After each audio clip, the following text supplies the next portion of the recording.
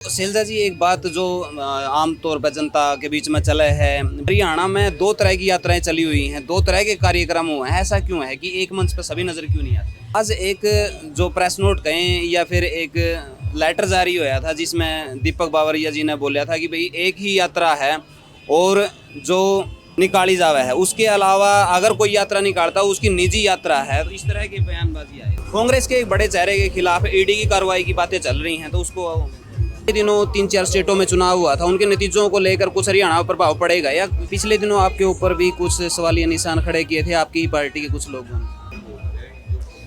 खास हरियाणा देखने वाले भाई सारे दर्शकों ने सोनू वाले ये राम राम। जो इस टाइम पर हम मौजूद हैं कांग्रेस संदेश यात्रा में, और जो इस हारदा चल कर चौधरीवास की तरफ जान लग रही है।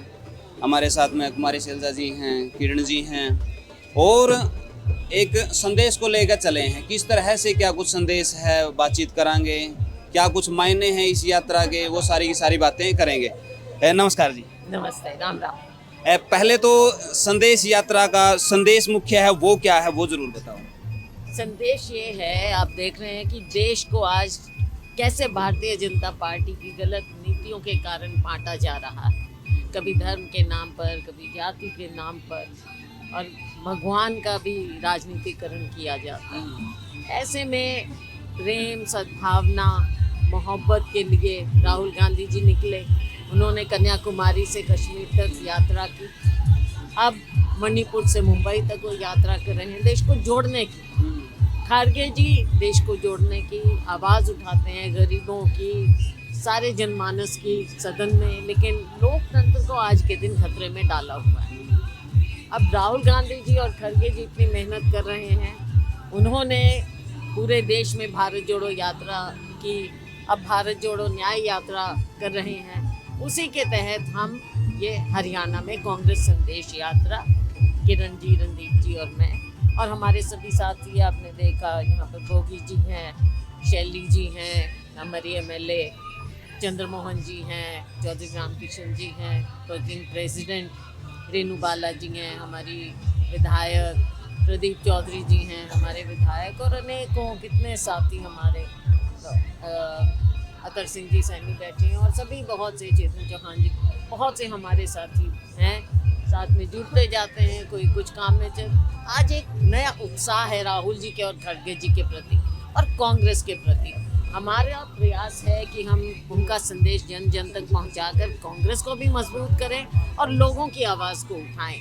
तो ये मकसद लेकर, और सबसे पहले क्योंकि लोकसभा का चुनाव आ रहा है, ज़रूरी है कि केंद्र में कांग्रेस मजबूत हो, ताकि आगे हम राहुल गांधी जी को अपना प्रधानमंत्री बनाएं, हमारे नेता को वहाँ तक पहुँचाएं। तो हरियाणा की 10 की 10 सीटों पर ये यात्रा जाएगी, 10 संसदीय क्षेत्रों में जाएगी, और कांग्रेस पार्टी को हम मजबूत करें। तो शैलजा जी, एक बात जो आम तौर पर जनता के बीच में चले है, भारत में चलो ठीक है कांग्रेस एक है, लेकिन हरियाणा में दो तरह की यात्राएं चली हुई हैं, दो तरह के कार्यक्रम हुए हैं। ऐसा क्यों है कि एक मंच पर सभी नजर क्यों नहीं आते? देखो, अलग अलग ढंग से होता है। कांग्रेस के लिए कर रहे हैं, राहुल जी के लिए, खड़गे जी के लिए कर रहे हैं। कांग्रेस ही कांग्रेस आपको नजर आ रही है, कांग्रेस का संदेश जन जन तक जा रहा है। आज एक जो प्रेस नोट कहें या फिर एक लेटर जारी होया था जिसमें दीपक बावरिया जी ने बोला था कि भाई एक ही यात्रा है और जो निकाली जावे है, उसके अलावा अगर कोई यात्रा निकालता उसकी निजी यात्रा है। तो इस तरह की बयानबाजी आई। देखो, मैं कोई टिप्पणी नहीं करना चाहूंगी उस पर। आप मुझे बता दीजिए कि इसमें आपको कांग्रेस दिख रही है या कोई और पार्टी दिख रही है? नहीं, ये कांग्रेस की यात्रा है, लेकिन वो कह रहे हैं कि वो उसकी निजी यात्रा होगी। वो अपनी बात करते हैं। हम कांग्रेस के सच्चे सिपाही हैं, और जैसे मैंने कहा, सोनिया जी की रहनुमाई में खड़गे जी, राहुल जी, प्रियंका जी, इनका संदेश हम जन जन तक जा रहे हैं।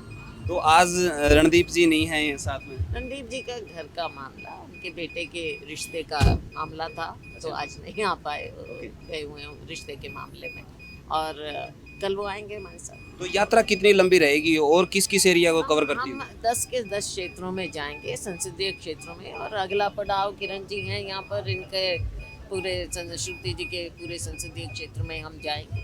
10 के 10 में हम जाएंगे। निर्माण पूरा नहीं हुआ था राम मंदिर का, उससे पहले किस तरह से देखते हो आप? देखिए, इस पर जो हमारे शंकराचार्य हैं, जो हिंदू धर्म सनातन धर्म उनको मानता है, अब शंकराचार्य जी ने चारों ने जो बात कही है और उन्होंने क्यों ऑब्जेक्ट किया है, क्या बातें रखी हैं, उस पर ध्यान देने की ज़रूरत है। जो वो बात कहते हैं शंकराचार्य को माना जाता है, तो उन्होंने कुछ बात कही है, मंदिर पूरा हुआ नहीं, जो रस्में हैं, जो रिवाज होते हैं जिसके मुताबिक प्राण प्रतिष्ठा होनी चाहिए, उनको उसमें खामी नज़र आ रही हैं। तो अगर वो कुछ कहते हैं उस बात का ध्यान होना चाहिए। और फिर देखो, राम तो घर घर में मन में है, हर एक मन में राम है। गांधी जी भी जब शहीद हुए उनके मुंह से राम निकला। मंदिर खोला गया, उसका शिलान्यास हुआ, सुप्रीम कोर्ट में मामला गया। धन्यवाद करो सुप्रीम कोर्ट का, धन्यवाद करो लाखों लोगों का जिनकी आस्था से ये हो रहा है। तो राम जी के लिए कोई समझे कि राजनीतिक पार्टी कोई सर्टिफिकेट देगी, ये तो इस देश की सभ्यता नहीं मानती। तो हरियाणा के मुख्यमंत्री ने अभी पिछले दिनों ही मीडिया के सामने आकर कहा है कि लोकसभा से पहले 60,000 युवाओं को हम नौकरी दे देंगे, जबकि काफ़ी लंबे समय तक कोई भी वैकेंसी वगैरह कंप्लीट नहीं की गई। ये तो देखो ऐसा मजाक है। अब 10 साल हो गए, परीक्षाओं में हमेशा धांधली हुई। अगर अपॉइंटमेंट पे अव्वल तो हुए नहीं, पहले कोई कोर्ट में चला गया, इतनी खामियां रही। अगर अपॉइंटमेंट खुदा ना खास्ता हुआ, हरियाणा से बाहर के लोगों की हुई, फिर भी अगर आगे बढ़े तो आज तक अपॉइंटमेंट लेटर नहीं मिले। तो ये तो एक मजाक है। ऊपर से केंद्र सरकार में मोदी जी ने कहा हर साल 2 करोड़ देंगे, फिर कहा पकौड़े बनाओ, और अब हरियाणा में भी यही मजाक हरियाणा के युवाओं के साथ हो रहा है। पलायन हो रहा है, कितने युवा हमारे विदेशों में जाने का प्रयास कर रहे हैं। कई बार इलीगल ढंग से उनके साथ कैसे उनकी प्रताड़ना होती है।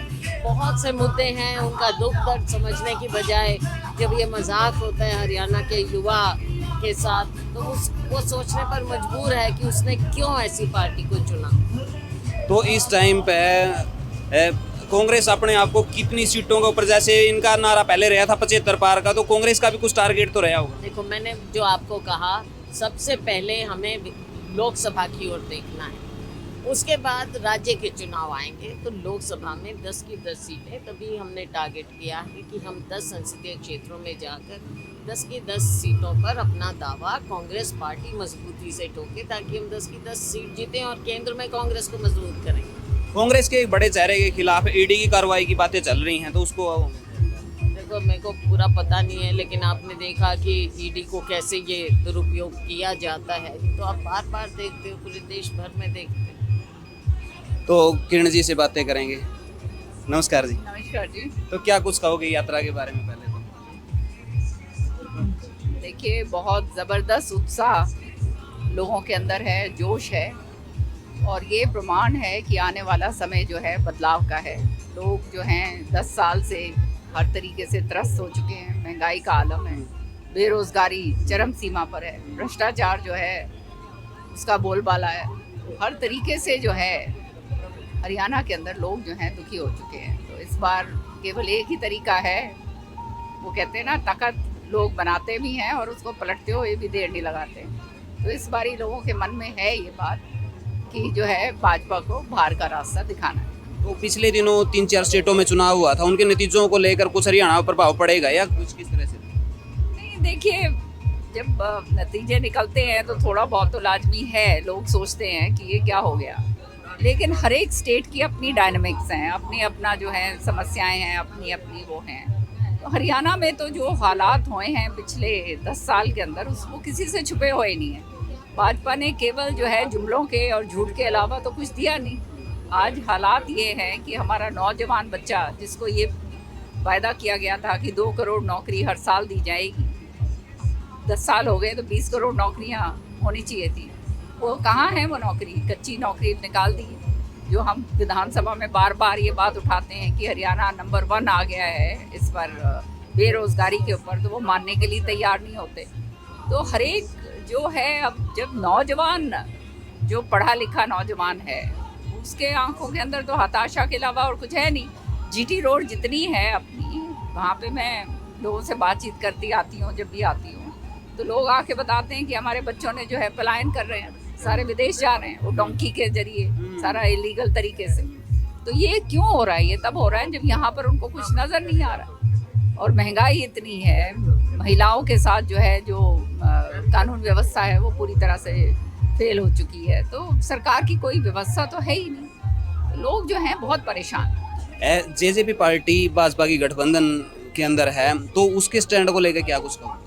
वो तो इनकी आपस की बात है, लेकिन जो गठबंधन है सरकार का वो तो वो कहते हैं ना कन्वीनियंस का गठबंधन है, अपना अपना अपना वो कहते हैं ना वो इंटरेस्ट सिद्ध करने का गठबंधन है। वो लोगों को पता चल गया है, कोई लोगों की भलाई के लिए तो कुछ है नहीं। तो इस टाइम पर भविष्य क्या कुछ देख रहे हो हरियाणा का? आने वाले समय में जो है लोग जो हैं अब समझ गए हैं कि हर एक चीज़ को जुमले बना दिया या झूठ बोल बोल कर जो है लोगों को जो गुमराह किया जाता था, इस बारी लोग उस जो है मीठी गोलियों जो ये चुसाया करते थे उसमें मेरे ख्याल में लोग जो हैं समझदार हो गए हैं और उसमें नहीं आए। पिछले दिनों आपके ऊपर भी कुछ सवालिया निशान खड़े किए थे आपकी ही पार्टी के कुछ लोगों ने। वो तो जो विरोधी हैं वो करते रहते हैं। तो आप क्या कुछ समझते हैं? अपनी जो राय है नीचे कमेंट बॉक्स में आप जरूर दीजिए, वीडियो को शेयर जरूर करिएगा। आगे की अपडेट आपको लगातार खास हरियाणा पर मिलती रहेगी। मिलते हैं किसी नेक्स्ट वीडियो में, तब तक के लिए जय हिंद, वंदे मातरम, जय जवान जय किसान।